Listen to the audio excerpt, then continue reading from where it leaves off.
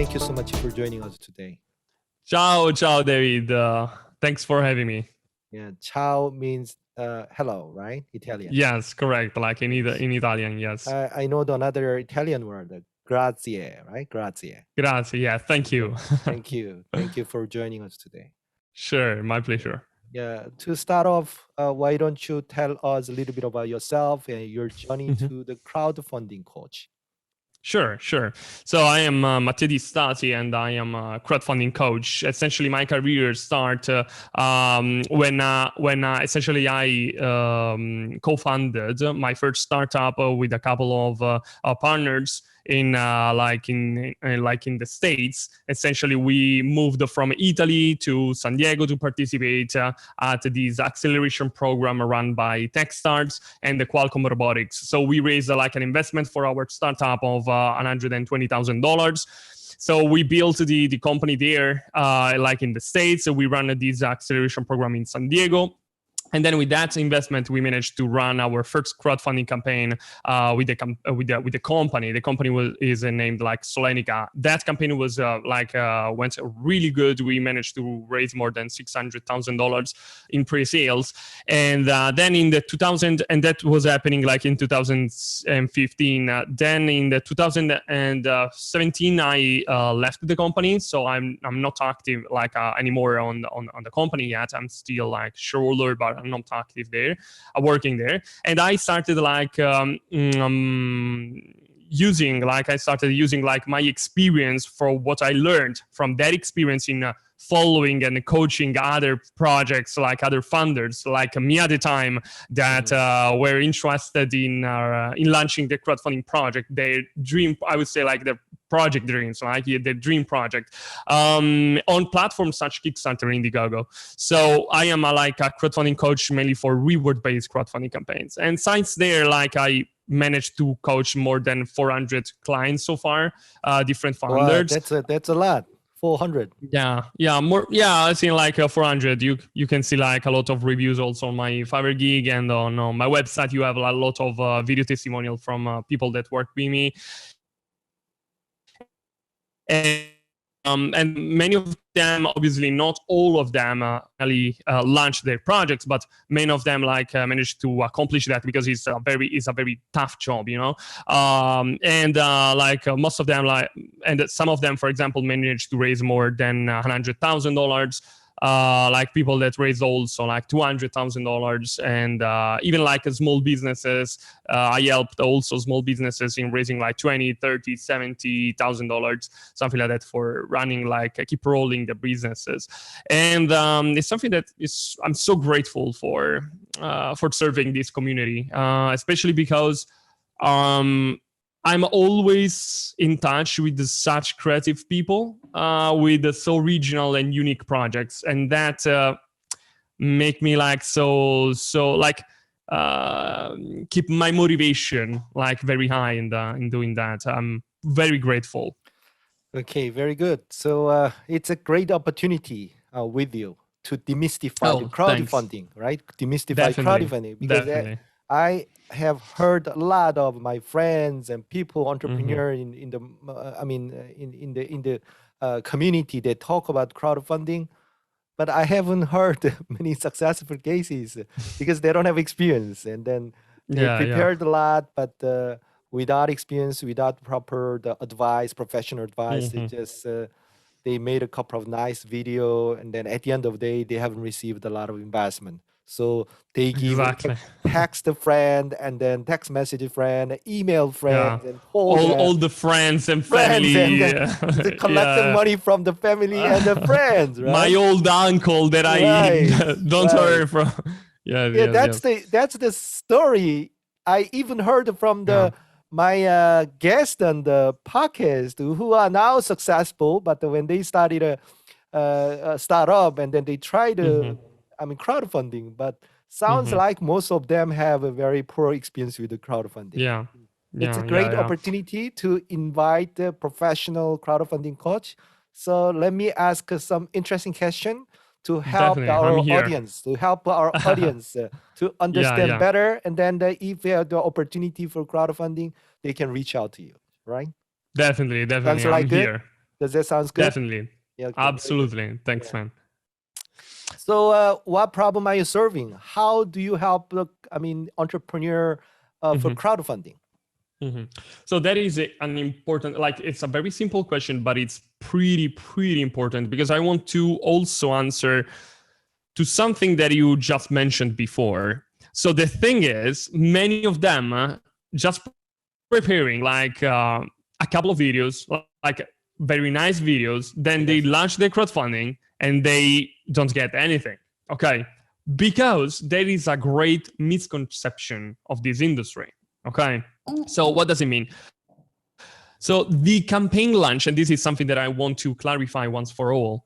So the campaign launch and all the campaign materials are the very last steps that you need in order to successfully launch your project on Kickstarter or Indiegogo. Okay, if you want to launch, okay, if you want to launch and succeed, okay, on crowdfunding, you need like those are the very last steps. The main thing is to do a proper pre-launch phase, which is essentially building a community of potential backers, of people really interested in what you are doing, that you're gonna nurture in during the whole pre-launch time. Okay, you have to keep them warm and to explain. In this way, you're gonna have time to explain them what you're doing, who are you, what's your project about, and why they should back you. Okay, in this way, with an higher probability, these guys are gonna back you once the campaign is gonna be live, and that is gonna create a good buzz around your campaign during the first days, which is gonna consent you to attract even new random backers from the platform itself, which is very important, and from also the media outreach. So just think that you're gonna launch the campaign and you are still zero. Let's say that your goal is 5,000, and then you're gonna reach in the first day like 1,000. Okay, it's hard getting like some PR out, because the journalists are not gonna talk about you if you just raise like 1,000 in 24 hours. But just let's say that you're gonna say, okay, we reach like our goal in less than 2 hours, like 5,000 in less than 2 hours, and then in 48 hours we reach like $10,000. Okay, it's different. The people are going to be more reactive to something like that, and your credibility is going to be definitely higher to the potential backer sizes. So it's very important building a presence online, a community that is following you for what you're doing, that are going to be fully aware of what you are going to do. And I had like a client that just launched like a couple of days ago, and that was the same thing that he accomplished. Okay, he built the community, the presence online. He launched. He got funded in less than 2 hours, like $5,000 in less than 2 hours. And then in the first 48 hours, he managed to raise like more than $10,000. And that is gonna consent to also use the Kickstarter algorithm to let your campaign be more visible throughout the platform, because all the founders out there, they needed to think that Kickstarter is going to work like a Google in a certain way. If your website attract many people, and the people spend time there and they engage with that, higher is going to be your rank and your visibility. The same thing is going to happen in Kickstarter. If you are going to show to Kickstarter that you are driving a lot of traffic, this traffic is good quality, are coming from a good quality sources, and they are engaging with the page, aka backing, Kickstarter is going to show your campaign more. Okay, and this means higher visibility, more backers from the platform itself, more money you're gonna raise. Okay. Got it. If you are not going to have anything like that, like if you are not going to get properly prepared for the launch, all of that is just not happening. Okay, it's not going to happen. So that is a great misconception, which is behind a lot of a failed project launch that I daily see. Okay, there are clients that reach me out, hey Mattia, this is my campaign, why I'm not getting anything? Like in 15 days, what happened there? And I need to explain that again. I need to explain. I mean, probably like your project seems great, like your video is good, or like your graphics good, it's original, but probably you didn't create like a proper like community before, because I don't see that traction that is gonna allow you to then convince even people who didn't know you before, you know? So that is the very missing piece of all this crowdfunding journey. I understand. Same issue to the founder of the startup when they prepare the business model, right? Many cases they just start writing the business plan first, right? Without having a deep in-depth understanding about the value proposition, customer issue. They prepare the beautiful business plan, right? Exactly. With all the calculations, right? And all the numbers, beautiful. Send out pitch it to every investor by the email and calling. But at the end of the day, zero clients, zero customer. Yes, exactly. They are excited by themselves. That's a human being. I understand. In fact, like having like these customers collected before is gonna also allow you to improve your project, your messaging, your price, testing your pricing. It's all an experience you always have to learn. How long does it usually take for entire journey of a crowdfunding preparation from the beginning to the end? How long does it take usually? I mean, how long do you recommend for them to prepare actually? So essentially, generally, I mean, I'm talking about like a reward-based crowdfunding campaigns. It really depends on your goal. Okay, your funding goal. And that is also very important. So you don't want to start preparing and to create the strategy if you don't have clear in your mind what you are aiming to. Okay, so you have to know what is your goal, how much you want to raise.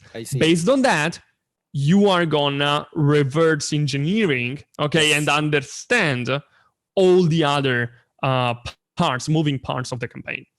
So based on that, you're going to be able to understand how much big your community should be.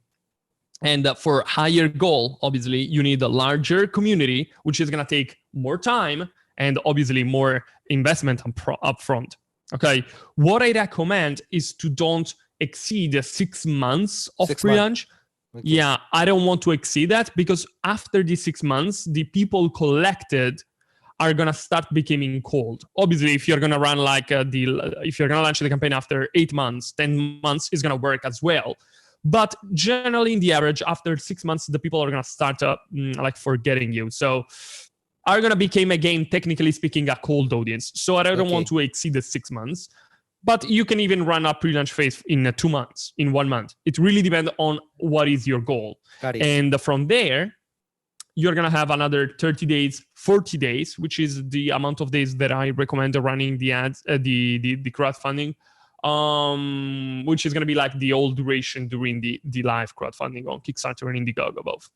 Yeah. What is the average size of the crowdfunding you have help with so far? Size in terms of raising, right? Raising, yes.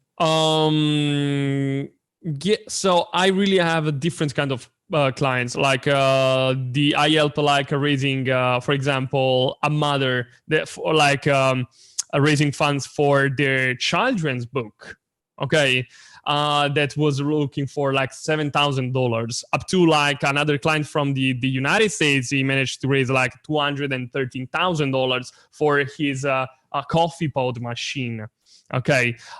So very different kind of clients I have so far. So I would say I also like helped people in the 6 digits, like over like $100,000. But most of them, they are individual that have like in many cases, like in I would say in the largest campaigns, they always obviously have a team behind. Otherwise, you cannot do that. That want to run like a crowdfunding campaign on their own to have the whole control of the execution and to also save money and time. And they have their own project. They want to run their own crowdfunding. So I would say, I help like people like from a very like few thousand up to like $100,000 so far. Got it. So what is your business model? How do you make money? So essentially what I do is I'm a coach. Yes. Okay. So I have like a fee for guiding them during the whole pre-launch. Okay. I generally don't work on commission. So essentially, if you want to work with me, I'm going to guide you and I'm going to explain you how to do that specifically. Like I can guide you up to like the very deepest detail of the setup that you have to do in your Facebook ads account for collecting leads, or like inside your lead pages, landing page kind of a structure, for example, how to structure everything in the deepest kind of detail.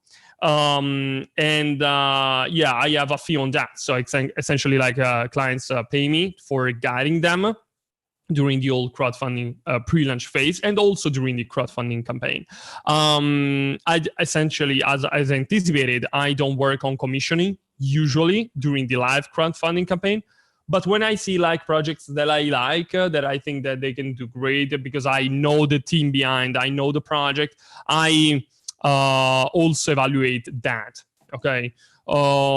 What I do recently that is giving me a lot of satisfactions, I launched essentially a crowdfunding pre-launch camp program, which is like a course, okay, a program, a course that founders interested in crowdfunding can enroll, and they are going to find all the strategy explained from the theory to the practical stuff, and with the old templates and guides that I also use with the other clients. So essentially it's a program made of 5 modules. It's a course with plus some extras where people can essentially enroll and start. It's gonna find me with the pre-recorded lessons where I'm gonna explain them all these steps that they need in order to run the proper pre-launch phase in each of the important steps, like from the mandatory steps to the landing page building, Facebook ads, CRM, PR, and the CRM and the PR outreach and social media influencers.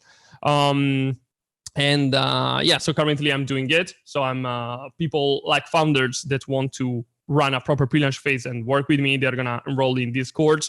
And then I also have a mentorship program, which is open mainly for the students of the program, because I want I mainly want people at the same level in the mentorship, because it's going to be like a sort of group mentorship for different funders. So I'm building this community of funders that are launching their projects, and I'm very, very happy about that. Got it. What are the common mistake, 5 common mistake of founders in crowdfunding have you found? So firstly, as I was telling you before, don't run the pre-launch phase. So launch the campaign without having a proper pre-launch executed, like a community built before. That is a very big mistake. The second mistake that I'm thinking around right now is probably don't calculate the margin on the rewards. So you are gonna sell the rewards at discounted prices, because obviously in Kickstarter or Indigo you're gonna sell your main product at like a discounted prices, but you are not gonna make good the calculation on that. So this means that even if you're gonna sell millions in pre-orders, okay, there is the risk that you are gonna bankrupt. Okay, and that is the case of the Coolest Cooler, which is like one of the most, like the biggest campaign ever. They raised like $12 million, but they failed to ship the product. Yep. Okay. So calculation the reward, like the margin of the rewards, and don't invest in a good video. The video is very fundamental to convince people on backing you. And the shipping. So the logistics behind a project is so important, especially after the crowdfunding end, when you have to start shipping all the stuff. If you are not properly structured for that, it's going to be so stressful, very, very stressful. So that is also another mistake.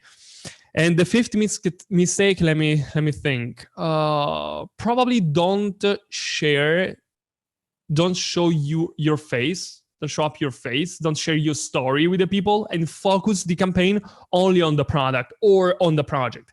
But instead, if you can let the people be behind the project background, like behind the project, behind the background of your story, it's going to be easier convincing them, and it's going to be letting them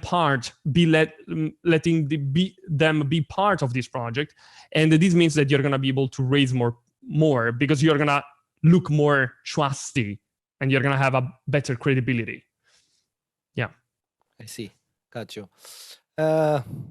Another question is that, I mean, I have seen a lot of startup entrepreneur, especially first-time entrepreneur, they prepare the beautiful, very nice investor deck and then send out to everyone. But they have a beautiful story, interesting business model, but nobody get back to them, right? Because they don't have what you call the fundable event. Just they came up with a nice idea, business plan, and the team. That's it. So in terms of a fundable event, which is helpful in the crowdfunding, can you share any advice for the entrepreneur who is planning to the crowdfund? In terms of like fundable event, what do you mean in this specific? In the stage, what kind of stage they can go to the? Okay. That is a very interesting question. And I would say it depends really on the kind of crowdfunding you're running. So let me explain that a little bit more. So there are 3 different kinds of crowdfundings. Like we have a reward-based, equity-based, and the donation-based. Those are the major. Obviously, there are also different other kind of crowdfundings, but those 3 are the main crowdfunding kind of type. So the reward-based is where you're gonna give back like to the backers part of your project, or like a product, or like a reward to them for backing your project. Then the equity-based is where the people are going to receive equity in change of your support, change of your backing. And donation-based is where they are not going to receive anything from you in change of your support. It's a donation now, way. Yeah. Donation, like the GoFundMe, roughly. Now, if you want to run an equity-based crowdfunding campaign, the stage is definitely not early stage. You don't want to run an equity crowdfunding campaign at early stage without having, for example, a customer base, without having any traction, because it's like looking for investment and investors. So if you are not so that appealing to the investors, you have to give to the investors a big part of your company to get, for example, an investment. Let's say that I want to raise $200,000 in equity crowdfunding. If I'm like at the very early stage, I probably need to give them like 40% of the company, 30%. But instead, if I am like in a more further, let's say, stage, and I already have a customer base, I already doing revenues, I already have traction, okay, that $200,000 could be raised with a lower part of the company gave to the investors. So let's say 10%, for example, with a better evaluation. Okay, so I definitely don't recommend an early stage project in running an equity crowdfunding campaign, but instead running a reward base first, where you are gonna have the chance to start collecting clients, selling your project, selling your products to the people, and that is gonna consent you to get a better credibility out there in the market and also to the investor eyes. And once you're gonna have like this customer base created, you are generating revenues, you got your piece of the market, your market share, then definitely I would evaluate running an equity crowdfunding campaign. Hopefully I replied to you, answer to your question. Yes. I have seen a lot of crowdfunding platform, like a Kickstarter, Indiegogo, GoFundMe. You just explained GoFundMe is donation based, right? Crowdfunder, Syndicate Room, Crowdcube, Cedars. So can you explain a little bit about who are the leading player for each category, like donation and then reward based and equity crowdfunding platform? Sure. So definitely the reward based platform, like more most famous platform are like Kickstarter, Indiegogo. Some years ago, I would say Kickstarter had an higher visibility. Okay, was more important than Indiegogo, but currently, like in the last year, was the first year where Indiegogo surpassed Kickstarter for money raised in the tech category. So Indiegogo managed to put their name on the map, like officially. Okay. So I would say like Kickstarter and Indiegogo are the major reward-based crowdfunding campaign, and the differences between them is mainly about the category of the projects there. So I would go for a Kickstarter, for example, and or on Indiegogo based on the category of my project. So for example, e-bikes are very popular on Indiegogo. So this means that Indiegogo already raised a lot of money for e-bikes. So if I have an e-bike project, the chance that are gonna be able to find backers in that category on Indiegogo is gonna be... Member has already previous experience, right, about that kind of project. Exactly. And on Kickstarter, for example, like board games are so popular. So if I want to run a board game or video game kind of projects, I want to go definitely for Kickstarter. Then you have like a different kind of crowdfunding with different kind of platform. GoFundMe is for donation based, is the most famous and popular one, which is owned by Indiegogo. Okay, GoFundMe board like a private like a kind of project, and then Indiegogo acquired GoFundMe. So they are owned by Indiegogo, but they are doing a different business model. They are doing only donation-based campaign. Yes. In equity crowdfunding, we have different players for different places in the world, I would say. Like, for example, there is a Start Engine in the United States, which is one of the leader crowdfunding platform for equity crowdfunding. And there is like the CEO is Kevin O'Leary. I don't know pronounce, which is like Mr. Fantastic, the one from Shark Tank in the United States program. And there is like one of the leader kind of platform for equity crowdfunding in the States. Then we have a Cedar in mostly for European kind of projects in like in equity crowdfunding in the equity crowdfunding market, and yeah, those I would say that those are the most famous and popular. Then we have like a minor kind of platforms, the one that you mentioned, where are mainly populated by, for example, serious investors, like professional investors. So for example, random people cannot like invest their money there, but you need to be accredited like a professional investor to participate to those rounds. And those are more, I would say, investors club. Okay, where people can show up can feature their projects, and which one is that? Investors. Which one is which one is for professional investor? Is the CrowdCube? Yes. Okay. I probably is that that one. Yeah. Only professional investors is there. Yeah. CrowdCube. Yeah. I have another practical question. I know that one of my friend who started a startup in Korea and in Hong Kong, and he was thinking of crowdfunding. Because he checked, did a little bit of research, he found that he cannot use the international crowdfunding platform in the Korea or in Hong Kong. Not many options. So he told me that, I'm not sure what was the final plan he executed, but he set up the company again in the US to raise the money from crowdfunding platform. Is that the case? So every country, there is some focus market covered by the corporate crowdfunding. Unless the startup founder have a company there, they cannot raise money. Is that the case? Yes. For example, Start Engine, which is like equity crowdfunding campaign platform, you cannot apply if you don't have like a US based company there. Okay. Kickstarter and Indiegogo too, they are opened only to specific states, nations. Okay, there is a list of countries where your company could be funded, which are allowed for running like the campaign on the platform on Indiegogo and Kickstarter. Got it.